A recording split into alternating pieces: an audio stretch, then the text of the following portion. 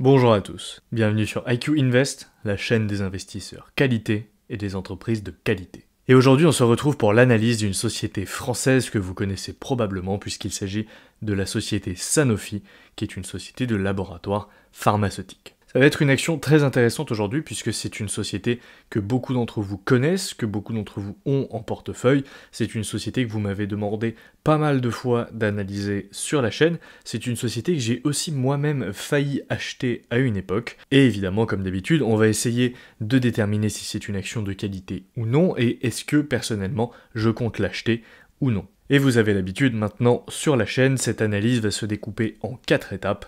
Premièrement, nous allons voir la société Sanofi en détail, puis nous allons faire une analyse quantitative de la société, puis une analyse fondamentale, et enfin nous terminerons par l'évaluation du prix de la société Sanofi. Et comme d'habitude, pour ceux qui arrivent sur la chaîne, je vous rappelle que vous pourrez retrouver la playlist méthode qui détaille ces 3 processus d'analyse quantitative, fondamentale et évaluation du prix que vous trouverez en description et en haut à droite de la vidéo. Et comme d'habitude, le disclaimer, je ne suis pas un professionnel de la finance, cette vidéo n'est donc pas un conseil en investissement, vous êtes tous entièrement responsables de vos investissements et devez faire vos propres recherches avant d'acheter ou non une entreprise. Ceci étant dit, nous pouvons maintenant passer à l'étude de la société Sanofi. C'est donc bien évidemment une société française qui a pour ticker SAN, elle est cotée à la bourse de Paris. Elle a une capitalisation de 109 milliards d'euros, c'est la 5e action du CAC 40. Elle est éligible au PEA, elle verse un dividende de 4,08% et elle est dans le secteur de la santé.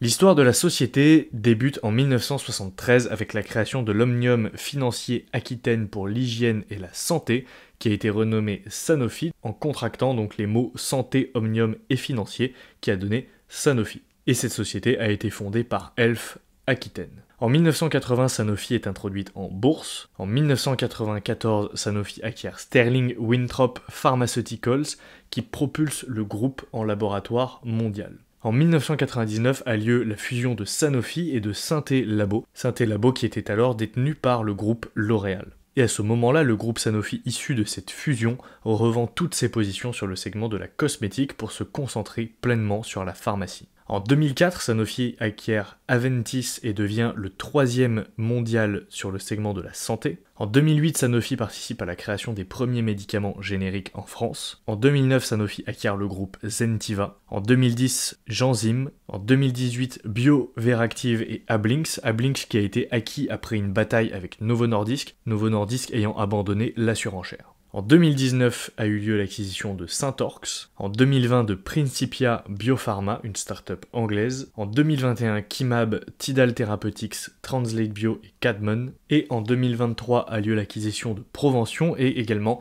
l'annonce de la séparation des activités de Sanofi, puisque effectivement Sanofi va vendre son segment de santé grand public, mais on va y revenir un peu plus tard dans la vidéo. Si on regarde justement la répartition des ventes par secteur de Sanofi, on retrouve le secteur biopharma qui englobe les médicaments ainsi que les vaccins qui représentent 88% des ventes, et le segment santé grand public qui est donc le segment qui va être revendu par Sanofi qui représente 12% des ventes. Au niveau de la répartition des ventes par région, on retrouve les États-Unis en première position avec 43%, suivi par le reste du monde avec 26,1%, puis l'Europe avec 18,6%, la Chine avec 6,8% et la France avec 5,5%. Si on fait un point maintenant sur les différents segments de Sanofi, on retrouve 2 pôles principaux dans le segment biopharma, à savoir la pharmacie et les vaccins. Le premier segment, la pharmacie, sont des traitements spécialisés contre diverses formes de maladies plus ou moins rares, parmi lesquelles on retrouve des médecines de spécialité comme la dermatite ou encore l'asthme,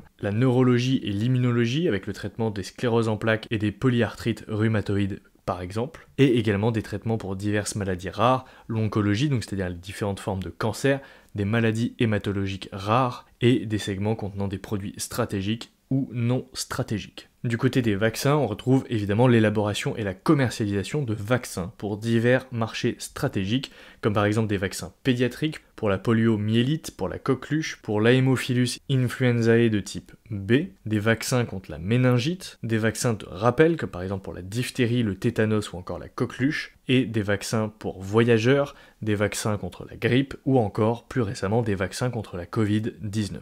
Et du côté du segment santé grand public, on retrouve des traitements sans ordonnance et de médecine douce, et ce segment sera donc vendu en 2024. On y retrouve des traitements par exemple contre des allergies, des toux et des rhumes comme Allegra et Mucosolvan, contre les douleurs comme Doliprane et Buscopan, la santé digestive avec Dulcolax et Zantac, des compléments alimentaires avec les marques Nature's One, Pharmatone, Magnier B6 ou encore Novanui, et autres qui contient la gamme de lotions Gold Bond qui est uniquement disponible aux USA. Maintenant, si on fait un point sur le management, on retrouve au poste de président du conseil d'administration Frédéric Oudéa depuis 2023, Paul Hudson au poste de directeur général depuis 2019, et enfin Jean-Baptiste Chasseloup de Châtillon, qui est directeur financier depuis 2018. Du côté de l'actionnariat, on retrouve L'Oréal, qui est une ligne assez intéressante avec 9,3% des ventes, mais pour ceux qui ont déjà vu mon analyse sur la société L'Oréal, que vous pourrez retrouver sur ma chaîne, vous savez déjà que L'Oréal possède des parts de Sanofi, et comme vous l'avez vu lorsque l'on parlait de l'histoire de la société,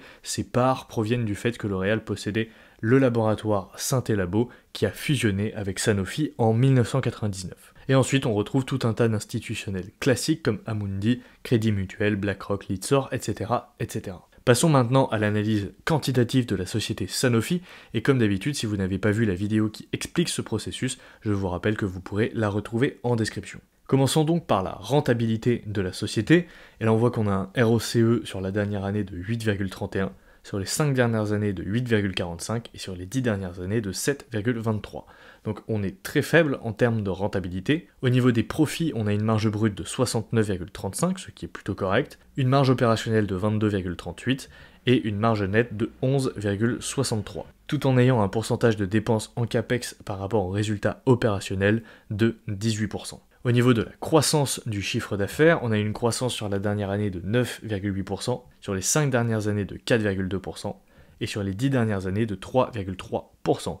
Donc on a une croissance qui est relativement faible ici, et on a un score de prédictibilité de la croissance du chiffre d'affaires qui est seulement de 77%. Au niveau de la croissance des free cash flow, on a une croissance sur la dernière année de 90,9%, sur les 5 dernières années de 14,3% et sur les 10 dernières années de 2,4%. Au niveau du dividende, on a eu une croissance sur la dernière année de 6,9%, sur les 5 dernières années de 2,3% et sur les 10 dernières années de 2,1%. Et cela fait maintenant 17 ans que Sanofi verse et augmente son dividende de manière consécutive. Et pour terminer avec la santé, on a un ratio dette sur EBITDA de 1,73 et un payout ratio de 87,13%. Et si on récapitule sur tous ces points, on obtient une note quantitative de 8 sur 20, ce qui est relativement faible. Et ici on se situe dans la fourchette moyenne, c'est-à-dire au niveau des entreprises qui ont entre 8 et 12 sur 20. Et si on compare Sanofi par rapport à ses concurrents, on retrouve Pfizer avec 9 sur 20, Merck avec 8,5 sur 20 et Novartis avec 6 sur 20. Et si on compare la performance de Sanofi par rapport à ses concurrents, sur les 10 dernières années, on a Merck en première position, Novartis en deuxième position, suivi de Sanofi et enfin Pfizer qui ferme la marche, Pfizer qui a énormément chuté depuis 2022. A noter que cette performance est calculée dividende non réinvesti. Et si on compare la performance de Sanofi par rapport au S&P 500, sur les 10 dernières années, on a eu une sous-performance de moins 7,16% en moyenne par an. A noter que cette performance est calculée dividende réinvesti. Et sur les 20 dernières années, on a eu également une sous-performance de 4,08% en moyenne par an. Donc on a une entreprise qui sous-performe régulièrement le S&P 500. Passons maintenant à l'analyse fondamentale de la société Sanofi, et comme pour l'analyse quantitative, si vous n'avez pas vu la vidéo qui explique ce processus, je vous renvoie vers cette dernière que vous pourrez trouver en description. Et commençons tout de suite par les forces de la société. Premier point, le médicament leader de Sanofi qui est Dupixent, qui sert à traiter tout un tas de maladies, mais notamment par exemple l'asthme,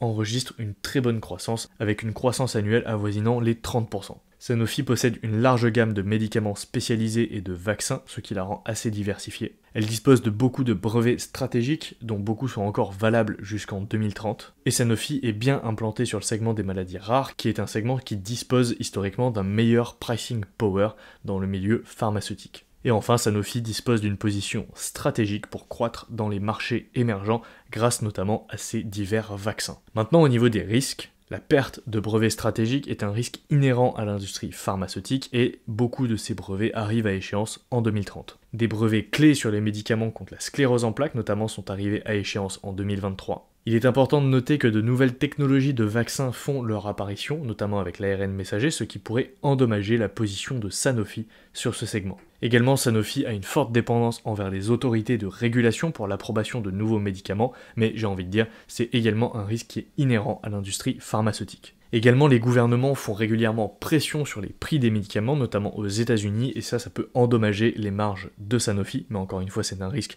qui est inhérent au secteur pharmaceutique. Et on a aussi des risques de scandales ou de procès qui peuvent éclater si des effets secondaires sont découverts sur les médicaments commercialisés par Sanofi. Si on passe maintenant à la checklist fondamentale et qu'on commence par les produits, premièrement on a des produits qui sont essentiels puisque les médicaments et vaccins commercialisés par Sanofi sont essentiels. Les produits sont achetés régulièrement puisque les médicaments et vaccins sont des consommables. Ils sont vendus à bas prix puisque la plupart des médicaments et vaccins sont entièrement remboursés dans la majorité des cas et ce dans plusieurs pays, à part les médicaments par exemple sans ordonnance que vous pouvez acheter librement et sans remboursement. Les produits sont achetés par une large base de clients puisque les maladies traitées par Sanofi couvrent un grand nombre de patients. Et par contre, les produits ne résistent pas au changement car selon moi, les brevets ne sont pas suffisants pour protéger les produits du changement puisque les brevets n'offrent qu'une protection temporaire. Au niveau du positionnement, on a une entreprise qui est plutôt neutre au niveau de l'appréciation par ses clients puisque beaucoup de clients en dépendent, mais en même temps les entreprises pharmaceutiques ont souvent mauvaise presse et se retrouvent souvent mêlées à des scandales. L'entreprise n'est pas unique puisque d'autres laboratoires proposent les mêmes types de médicaments et vaccins sur les mêmes maladies. Est-ce que l'entreprise est leader sur son marché? Pour ma part, j'ai mis neutre ici car Sanofi est leader sur certaines maladies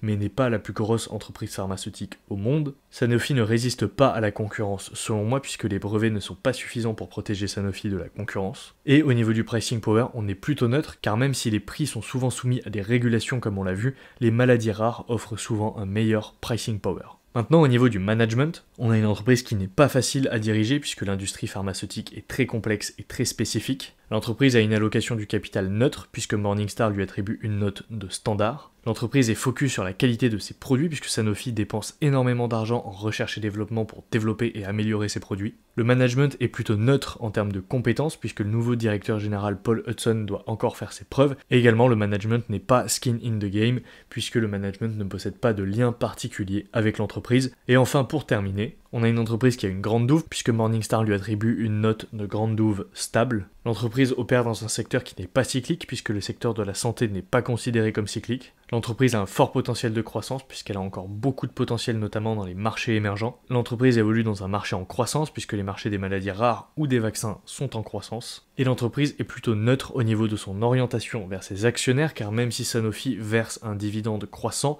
elle l'augmente peu chaque année, elle a un payout ratio qui est très élevé et surtout elle a un programme de rachat d'actions assez modeste. En effet, elle effectue assez peu de rachats d'actions tous les ans. Et si on récapitule sur tous ces points, on obtient une note fondamentale de 12 sur 20. Donc ici, on est tout juste à la limite. Et si on réfléchit en termes de scénario catastrophe, pour ma part, j'en ai trouvé qu'un seul, qui sont les risques de scandale et de procès qui peuvent arriver, qui ne sont pas à exclure sur ce type d'entreprise si des effets néfastes sont découverts sur un ou plusieurs médicaments commercialisés par Sanofi. Passons maintenant à la dernière étape, l'étude de la valorisation de la société, et pour ça, comme pour les deux étapes précédentes, je vous renvoie vers la vidéo qui explique ce processus si vous ne l'avez pas encore vu et que vous trouverez en description. Et commençons tout de suite par le calcul de la fair value estimate de Sanofi, c'est-à-dire le prix juste estimé de l'action. Et pour ça, on va faire la moyenne de 4 prix. Le premier est obtenu via un discounted cash flow basé sur les revenus qui nous donne un prix de 90,49 €, puis un discounted cash flow basé sur les free cash flow qui nous donne 59,08 €. Puis le prix juste de Morningstar qui est à 113 €, le prix juste de Guru Focus qui est à 105,42 €. Et donc si on fait la moyenne de ces 4 prix, on obtient une fair value estimate de 91,99 €. Et si on compare ce prix juste par rapport au prix actuel de l'action, on voit que l'action est légèrement sous-évaluée, puisqu'elle est sous-évaluée de 5,62% aujourd'hui. Et si on regarde maintenant les différents PE, on a un PE général de l'industrie qui est à 22,97, un PE historique de Sanofi sur les 10 dernières années qui est à 21,53, et le PE actuel de l'action qui est à 20,2. Idem ici, on est légèrement sous-évalué, puisqu'on est sous-évalué de 6,1%. Et donc si on fait la moyenne de ces deux ratios, on obtient une sous-évaluation de 5,86% pour la société Sanofi. Et si on conclut maintenant sur tous ces points, on a une société qui est plutôt moyenne en termes de qualité et qui sous-performe le S&P 500 avec une note quantitative de 8 sur 20. On a une entreprise qui possède un grand moat, donc un fort avantage compétitif et des fondamentaux plutôt moyens avec une note fondamentale de 12 sur 20. Elle possède une large gamme de médicaments et de vaccins, ce qui en font un leader mondial de la santé. Il est important de préciser qu'elle est aujourd'hui légèrement sous-évaluée de 5,86% par rapport à sa valeur estimée. Et évidemment pour moi c'est non, tout simplement car les fondamentaux sont insuffisants, donc c'est une entreprise que je ne compte pas acheter, que je ne détiens pas en portefeuille et sur laquelle je ne prendrai pas de position. Et de toute façon si vous connaissez ma chaîne, vous savez que pour ma part je n'achèterai pas une entreprise qui a une note quantitative inférieure à 12 sur 20. Merci à tous de m'avoir suivi, merci à ceux qui sont restés jusqu'à la fin. N'oubliez pas de laisser un pouce bleu sous la vidéo, n'oubliez pas de vous abonner à la chaîne, de vous abonner à ma page Instagram @iq-invest.fr. Dites-moi en commentaire si Sanofi est une entreprise que vous possédez en portefeuille et pourquoi. N'hésitez pas également à me dire quelles sont les prochaines entreprises que vous aimeriez que j'analyse sur la chaîne. Et je vous rappelle également que vous pourrez retrouver des liens de parrainage en description pour accéder à plusieurs comptes titres, notamment Interactive Brokers, DeGiro et Trade Republic, mais également à certains PEA comme chez Bourse Direct, Fortuneo et Boursobank. Donc n'hésitez pas à passer par ces liens si vous voulez soutenir la chaîne et également gagner un bonus de parrainage. Et moi sur ce, je vous dis à la prochaine pour une nouvelle vidéo. Ciao.